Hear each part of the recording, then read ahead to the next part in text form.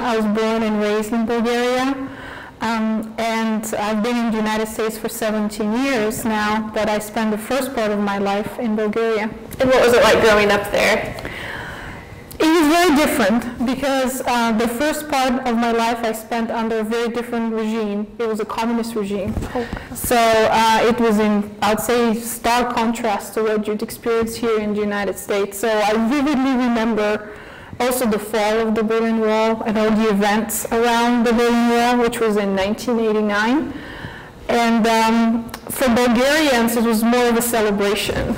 In other parts of Europe, Eastern European countries, it was more of a revolution. For example, our neighbor Romania. But for us, it was just a huge celebration. Everybody was in the streets, singing, hugging, dancing. It was just a huge party. Wow, so how often do you go back to visit Bulgaria? I don't go back that often, or probably as often as I wish. At this point, I have my mom who come and visit us. Probably, she comes once a year now during the summers. She enjoys summers here in Kansas a lot better than winters. Oh, really? Yes. So what can you tell us about some of the places you've traveled? I know that you like to travel in your free time. Yes, I love to travel. I would take any opportunity to travel. Probably I don't travel as much as I want to, but I have been to Greece, and that was a wonderful experience. Paris, probably most recent trip from this year, and I took a group of 10 Washburn students to Paris over spring break. We had a wonderful opportunity to explore international media and meet with some pretty distinguished people while we were in Paris. That's awesome. So what attracted you to the mass media field? It was really something that I didn't think about in my early years, should I say. For a very long time, I was thinking that I want to become a doctor because I do come from a family where everybody's either a doctor or a dentist. So that almost seemed as the natural choice for me. So I was very good with my biology classes and chemistry classes, but sometime in high school, I think, I realized that that wasn't my calling. That wasn't necessarily what I wanted to do. So I just told my parents, I said, I'm not sure I want to be a dentist or a doctor, and they were very understanding about that. I said, I think I want to be a journalist. And they were extremely supportive. Good. So that's how it happened. That's awesome. Well, what led you to teaching then? I don't know how it happens for other people, but in my case, it wasn't just a natural progression. You know, at the beginning, especially around the events, change of regimes, the beginning of democracy, a new future for my country, I was very attracted to the idea of just being a journalist, like a practicing journalist, because I thought that this is just a wonderful opportunity to reveal the truth and write about all those exciting events. So even as I came to the United States to work on my master's degree in journalism, the intent was still to be a practicing journalist. But as I came to the United States, I was on a scholarship, so part of my scholarship requirement was to teach.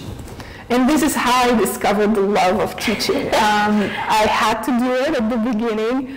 I approached it with trepidation, but I also discovered that I liked this connection and that I think I had a good ability to relate to students and explain, even if it's complex concepts to them. So that's how it happened. Certainly. What brought you here to us at Washburn then? Washburn was just an opportunity to progress from graduate school to a new career. What I think really sealed the deal for me, should I say, is the fact that the campus was extremely beautiful. So I was visiting different schools. I was able, of course, to compare. Washburn's campus definitely stood out. And it was also the people. Everybody, when I was interviewing here, talking to the people, everybody was extremely welcoming. And I felt that I could fit in, that this could be a very nice community for me, and that's exactly what happened. That's why I never left Washburn. Wonderful. Well, that's wonderful. If you're just now joining us, I'm Carly Willis here with Dr. Maria Stover of the Mass Media Department, who actually had a book come out in September. What can you tell me about your book? The book has been something, it's been an idea that I've had for many years. I never really had the opportunity to take a little bit of break from teaching and my other responsibilities and spend more time on research. And that happened thanks to a sabbatical. So I took a semester off teaching and I was able to concentrate on the passion I had.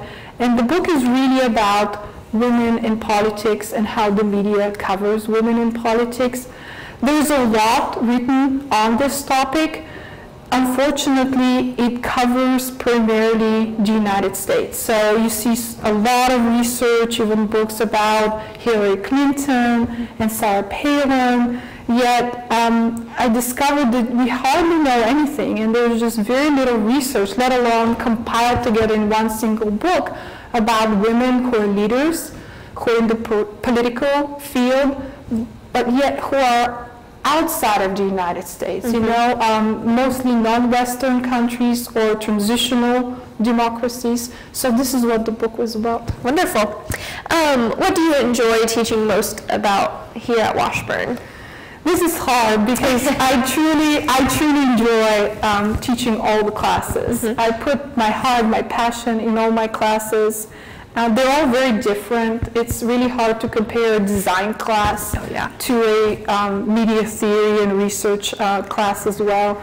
So I'd say that the ones I'm currently teaching at that level of my career, the ones that I'm most passionate about, and some of them I've developed myself. For example, the media literacy class was a class that I developed from scratch, and so is the boot camp class that we teach here that now is a mandatory requirement for all our mass media majors. That's another class we identified as necessary for our majors, and then I had the opportunity to develop. So some of these classes are my children, so I can't distinguish. Okay, that's fair. That's fair. When you're not at Washburn, what do you like to do? We don't talk a little bit. I mean, we don't talk a lot about that in our classes, so I think this is a very fair and very good question. I actually like running, and it started as a passion 3-4 years ago. I decided that I want to be more active, and I discovered that I like being outdoors, so I kind of combined that, and it started very gradually, just slow walks, but I've now completed several half marathons, and I feel very proud about this accomplishment. Well, congratulations. Are there any other exciting things going on in your life? Yes, there are. My family is expanding. And that's something that we're very excited about. So we're going to welcome our second child in the spring of next year. Great. A new ichabod for us. Yes, absolutely. Well, thank you again for joining us. Thank you. And we'll be back after this. I'm Dr. Alan Behrman, Professor of History and Dean of University Libraries. My job is to push my students, to get them to believe they can accomplish great things, and then